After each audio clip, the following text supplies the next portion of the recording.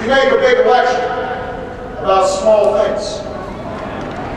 And you know what? It's worked before. Because it feeds into the cynicism we all have about government. When Washington doesn't work, all its promises seem empty. If your hopes have been dashed again and again, it's best to stop hoping. Settle for what you already know. I get it. I realize that I'm not the likeliest candidate for this office. I don't fit the typical pedigree, and I haven't spent my career in the halls of Washington. But I stand before you tonight because all across America, something is stirring. What the naysayers don't understand is that this election has never been about me. It's about you.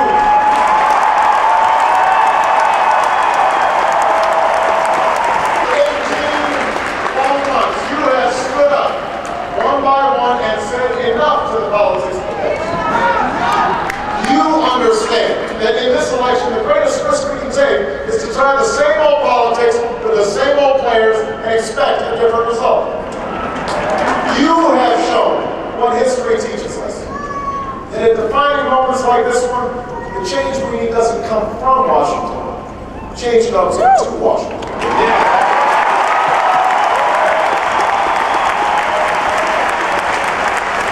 Because I've seen it. Because I've lived it. Because I've seen it in Illinois when we provided health care to more children and moved more families from welfare to work. I've seen it in Washington where we worked across party lines to open up government and hold lobbyists more accountable, to give better care for our veterans, and keep nuclear weapons out of the hands of terrorists. And I've seen it in this campaign. The young people who voted for the first time. And the young at heart. Those who got involved in it after a very long time. And the Republicans who never thought they'd pick up the Democratic ballot. But did.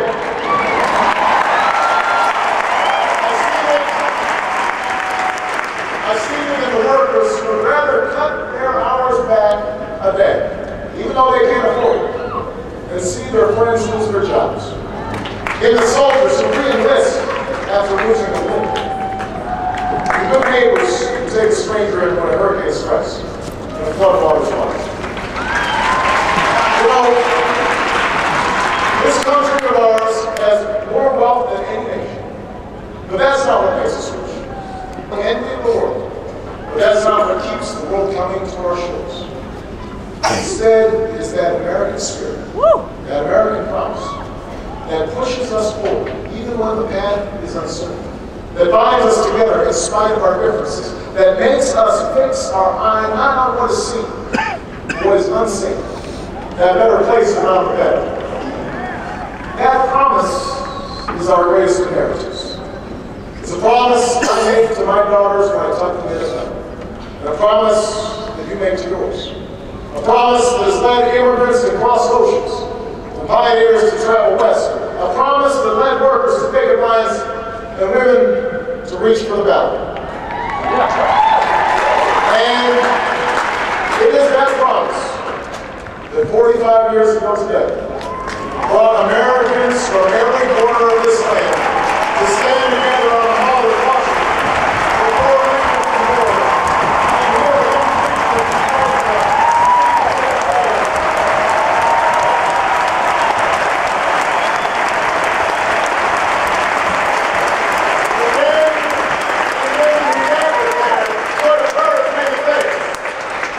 They could have heard words of anger and discord.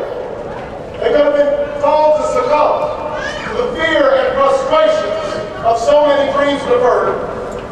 But what the people heard instead, people of every creed and color, from every walk of life, is that in America, our destiny is inextricably linked. That together, our dreams can be one. We cannot walk alone, the preacher cried. And as we walk, we must make the pledge that we shall always march ahead. We cannot turn back. America, we cannot turn back. Not with so many children to educate, not so many veterans to care for, not with an economy to fix.